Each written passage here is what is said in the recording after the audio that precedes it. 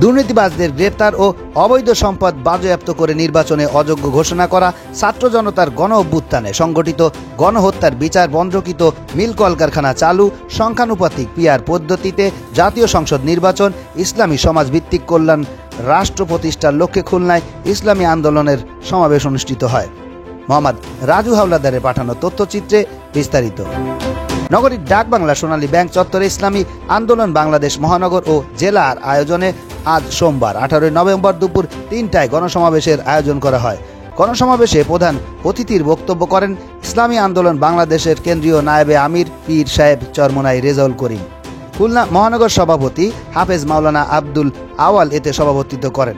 নগর সহ সভাপতি শেখ মোহাম্মদ নাসির উদ্দিনের সঞ্চালনায় আয়োজিত গণসমাবেশে বিশেষ অতিথি হিসেবে বক্তব্য রাখেন ইসলামী আন্দোলন বাংলাদেশের মহাসচিব অধ্যক্ষ হাফেজ মাওলানা ইউনুস আহমদ, যুগ্ম মহাসচিব মাওলানা গাজী আতাউর রহমান, খুলনা বিভাগীয় সাংগঠনিক সম্পাদক মাওলানা শোয়েব হোসেন সহ আরও অনেকে।